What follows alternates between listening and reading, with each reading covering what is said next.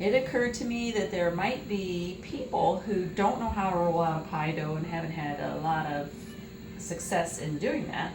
So I thought I would show you how to roll out a pie dough, and then got a little carried away and decided I was going to go ahead and throw together an apple pie. So you saw how I made this kind of like into a disc. It's about that thick, maybe not quite an inch. I make sure it's powdery on this side, powdery on this side. That I also am going to lay it in powder, and I also have flour on my rolling pin. What I do is I'm going to change directions. I'm keeping it kind of rounded. I'm trying to be careful to make sure my pin stays dusty. This stays dusty. And my mom would always take and redust a little bit and make sure the bottom side was staying nice also.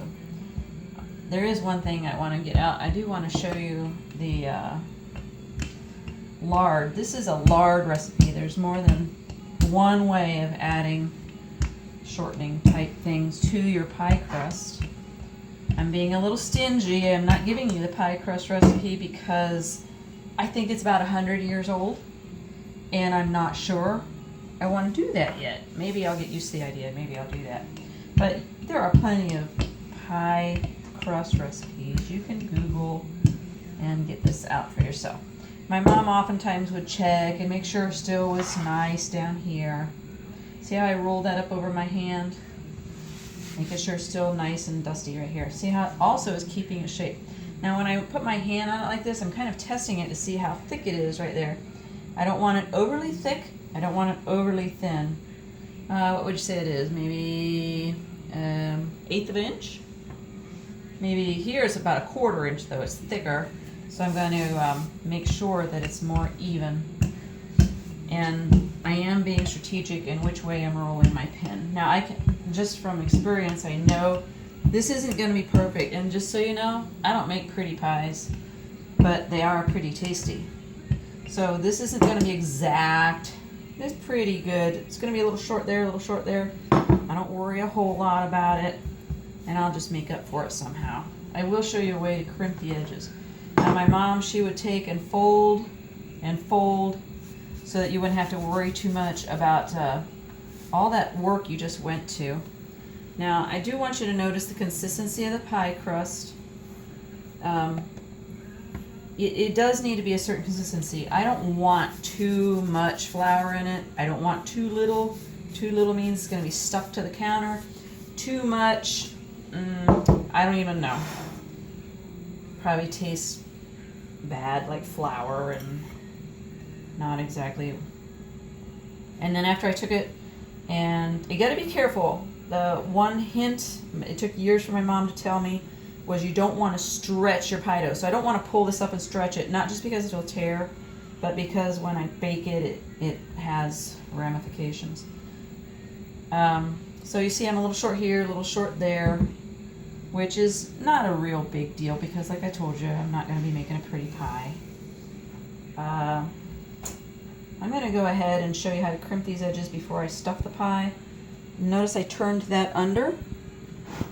There's more than one way of doing this. Some people love to do it with a fork. I don't. I'm just going to take this around a little bit, and the thicker part, maybe like force it that way a little bit so it's more even. I got the same problem going on right there, but I'm not going to worry too much about it. I'm just going to try and make up for it a little bit. Turn it under, crimp it a little bit. As soon as I got this turning under part done, I'm going to show you just how to pretty it up a little bit. I'm not going to use a fork. I don't like to use the fork because it gives me crispy edges, and I really don't like a crispy pie crust, I should say. I am busy making an apple crumb, which is one of my son's favorites. My husband likes plain old apple pie with a lid on top. And if my husband is still willing to be my videographer, I'll throw together a cherry pie also and show you how to put a lid on top of that. Okay, so I'm just kind of evening it out a little bit, and then I'm going to take my fingers and thumb and make that decorative little edge that you might see on commercials. You just take and pinch, pinch, and pinch all the way around. It's only as wide as my finger. It's a little hard right there where I have narrow spots. But I'm going to tell you what, you can use a pie dough from the store. Pillsbury has a nice one. Store brand oftentimes has a nice one. And this is just, make sure you follow the instructions about warming your pie. You're not warming it, but allowing it to get to room temperature before. And be careful not to stretch it. And if you're using like a cream pie, make sure you poke it full of holes with a fork. If you're not going to have like if you just need to cook a shell first. All right, we're going to move over. We're going to stuff this pie. Go. All right, I've gathered together all my supplies. My favorite apple to put in my apple pie is the Jonathan apple. It doesn't get too soft and feel kind of like it's going to be applesauce. And it isn't, I don't really like a sour apple. That's a personal preference. You can also mix apples. Sometimes when I have leftover apple, like a Red Delicious, I'll throw it in there. Personally, I have tried coring apples. I've decided to opt for this method. Even if I get a little bit of that hard stuff that's in the middle, I can just pick that off really easy. So that's what I do here. I really just got really, really tired of coring apples. See, there's a piece right there. I'm just going to pick it off. I'm not going to worry about it. Like I said, my pies aren't perfect. They might have a little bit of this, a little bit of that on it. I just try to catch it. And I like the really thin slices. I don't lay them in perfect. Some people do, which is very nice, but not my style. And if it bothers me that I'm wasting some apple there, I'll just cut it off and throw it in.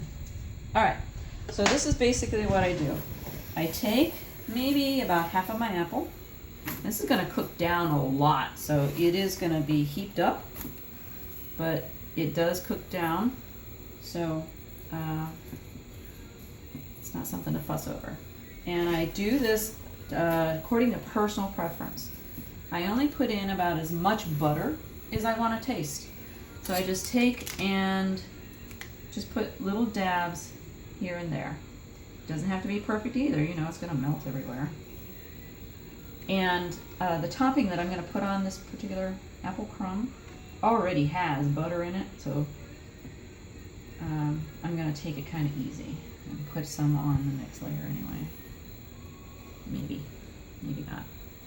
Also, I am going to add cinnamon to taste.